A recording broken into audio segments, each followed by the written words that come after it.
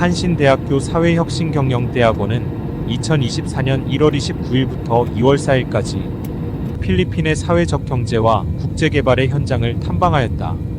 연구하는 활동가 육성을 지향하는 한신대 사회혁신경영대학원은 사회적 경제 도시재생 주민조직 활동 등의 현장에서 활동하는 석박사, 대학원생과 교수로 구성된 10여 명의 탐방팀을 구성해 고층 빌딩과 빈민촌이 공존하는 도시 마닐라와 기후위기의 최전선에서 농업을 기반으로 위기를 기회로 만들고 있는 민다나오 지역의 현장을 둘러보았다.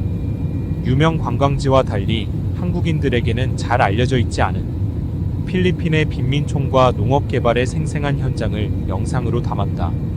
2024년 1월 29일 인천공항에서 4시간 반을 비행해 도착한 마닐라는 30도에 근접하긴 했지만 1년 중 가장 시원한 날씨였다. 먼저 필리핀의 빈민운동을 이해하기 위해서는 1960년대 미국의 저명한 빈민운동 활동가인 사울 알린스키에 대해 알 필요가 있다. 버락 오바마 전 대통령과 힐러리 클린턴 상원의원도 영향을 받았을 정도로 왕성한 활동을 벌였던 알린스키의 빈민운동은 태평양을 건너 한국과 필리핀에도 영향을 주었다고 한다. 한국의 빈민운동이 1970년대에 태동한 것과 마닐라 빈민연합단체 GOTO의 설립 연도가 1970년인 것은 우연이 아니다. 알린스키의 영향을 받은 활동가들이 한국과 필리핀에서 주민조직 활동을 벌인 결과이다. 실제 1973년 민중신학의 토대 위의 성남 빈민촌에서 설립한 성남주민교회의 초기 목회자들은 마닐라 빈민촌에서 주민조직 활동을 트레이닝 받았다고 한다. 이렇듯 마닐라의 빈민촌은 바다 건너 남의 나라 세상이 아니었다. 1970년대 군부독재와 경제개발의 이면에 가리워졌던 서울과 성남의 빈민촌과 긴밀히 연대하던 곳이었다. 탐방팀은 흔히 마닐라 베이라고 불리우는 마닐라 항구의 맞은편에 넓게 분포한 빈민촌을 방문했다. 이 지역에만 60만 명의 빈민들이 거주하고 있다고 한다. 서울의 송파구와 맞먹는 어마어마한 규모이다. 이번 필리핀 탐방의 전체 일정에는 국제개발협력 NGO인 캠프 필리핀 지부의 도움을 받았다. 캠프 측의 소개로 안내받은 첫 번째 탐방지는 1970년에 설립한 빈민연합단체 GOTO였다. 빈민연합단체 GOTO의 부치 ABLIR 대표는 한국의 탐방팀에게 친절히 마닐라 빈민촌의 역사와 현재 상황, 그리고 향후 고민에 대해 설명해 주었다. 특이한 점은 60대 중반이 이른 그가 코로나19 팬데믹 이후 IT 기술을 활용한 소통 방식을 접하며 젊은 세대 활동가들에 대한 고민이 늘었다는 점이었다.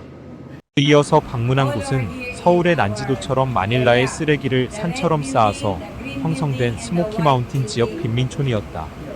1954년부터 1995년까지 마닐라 쓰레기 매립지였던 이곳은 쓰레기에서 쓸만한 물건을 찾아서 팔며 생계를 유지했던 빈민들이 그대로 눌러앉아 거주하며 조성되었다. 2000년에는 쓰레기 더미가 붕괴해 100여 명이 넘는 사람들이 사망하는 사건도 있었다고 한다. SMHOA라고 불리는 스모키 마운틴 지역 주민조직 활동가들의 도움으로 항구에 위치한 빈민가정을 방문할 기회를 얻었다. 입구부터 항구의 폐수와 쓰레기 냄새가 진동해 차마집이라고 부르기 민망한 곳이었다. 발을 디디기 어려울 정도로 울퉁불퉁하고 좁은 길을 따라 방들이 있었고 방 안에는 아이들과 어른들이 여러 명씩 살고 있었다. 눈을 어디에 두어야 할지 몰라 차마 방 안은 촬영하지 못했다. 어둡고 좁은 길의 끝은 폐수 냄새, 진동하는 항구와 그대로 연결되어 태풍이나 자연재해에 무방비로 노출되어 있었다. 고층 빌딩과 빈민촌이 공존하는 도시 마닐라는 제국주의 함선의 공격을 받는 해안가의 빈민촌이 형성되었고 바다에서 거리가 있는 내륙에 고층 빌딩과 부유층 거주지가 조성되었다고 한다.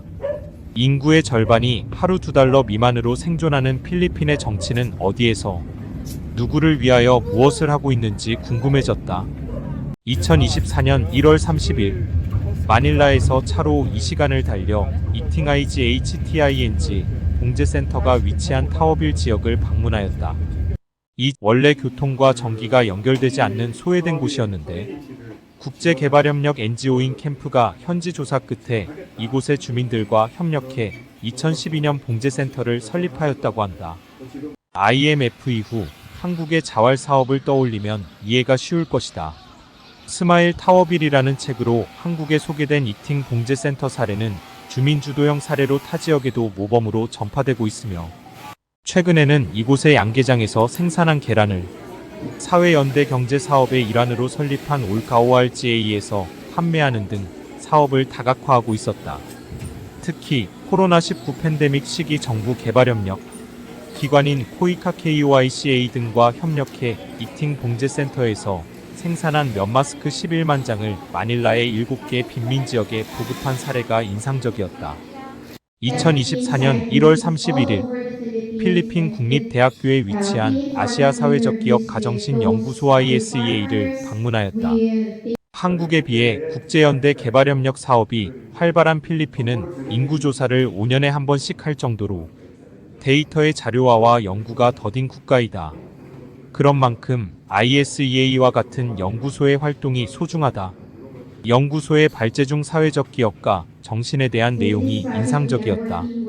미국과 유럽 등 선진국 중심의 국제경제 질서에서 필리핀과 같은 제3세계의 연구자들이 공정무역과 사회적 기업가 정신에 대해 고민한다는 점이 신선하게 다가왔다. 이후 방문한 민다나오에서 기후위기에 대해 선진국보다 더 진지하게 받아들이고 있는 점과도 일치하는 것이었다. 필리핀은 더운 날씨 때문이지 쇼핑몰 문화가 발달한 나라이다. 마닐라 중심부의 쇼핑몰에 사회적 기업이 운영하는 매장이 있다고 하여 방문하였다. 필리핀 전역의 지역 공동체에서 생산한 제품을 판매하는 사회적 기업 ROT에서 한신대 탐방팀은 예정된 시간을 지체할 정도로 오래 머물렀다. 매장 직원들의 헌신적인 제품 설명에 일제히 지갑을 열었기 때문이다. 국제개발협력 NGO 캠프와 포이카가 농촌 지역의 빈곤 문제 해결을 목표로 2022년 설립한 건강한 먹거리 매장이 올카오RGA이다. 올카는 마닐라 중심부 서울의 강남구에 해당하는 마카티 지역에 자리하고 있었다. 고층 빌딩과 명품 매장, 아름다운 공원이 흡사 유럽의 어느 도시에 와 있는 느낌을 줄 정도이다. 농촌 빈곤 문제 해결을 목표로 세워진 올카의 매장이 이곳에 위치한 이유는 올카의 제품이 소비될 수 있는 지역을 선정하고 브랜드 가치를 고려했기 때문이라고 한다. 아름다운 공원과 빌딩 숲 사이로 마카티 주민들이 평화롭게 조깅을 하고 있었다. 그런데 길을 하나 건너자 전혀 다른 풍경이 펼쳐졌다.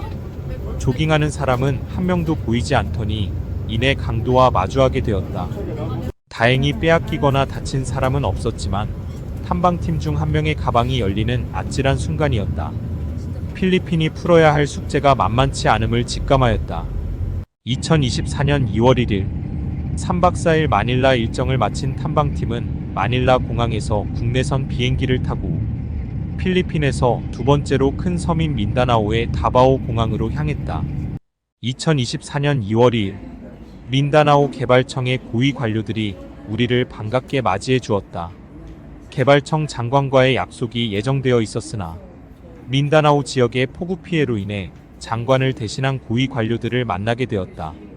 민다나오 개발청은 한 사람씩 준비한 프리젠테이션을 정성껏 설명해 주었다. 프리젠테이션을 들으며 우리가 한국이라는 좁은 나라에 갇혀 살았다는 생각이 들었다.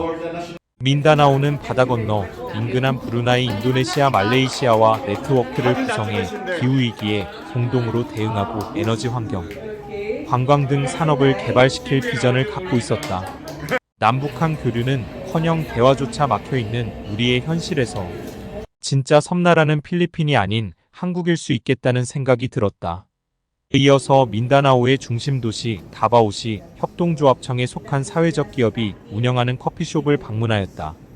국립도서관 1층에 자리한 커피숍에서 우리는 이 지역 사회적 기업의 운영 현황에 대한 설명을 듣고 바리스타가 직접 내려준 다양한 종류의 커피를 맛볼 수 있었다. 2024년 2월 3일 민다나오 서부 지역에는 반군이 있어 여행 위험 지역으로 분류된다고 한다. 안전한 다바오시를 벗어나 차량으로 한참을 달려 두리안 농장에 도착했다. 긴장했던 마음은 우리를 반겨주는 농장 사람들의 따뜻한 환대에 녹아내렸다. 필리핀 농업 생산량의 35%를 차지하는 민다나오는 최상의 열대과일 생산지임에도 불구하고 기후변화 등의 문제로 농민들의 빈곤이 지속되고 있다.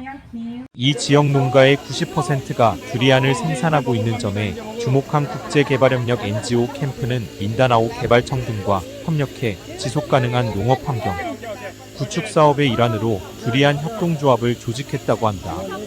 특히 서던 민다나오 대학교의 농업협력센터와 협력해 이 지역에 적합한 친환경적이고 농민들에게 유리한 농법을 적용하고 있었다.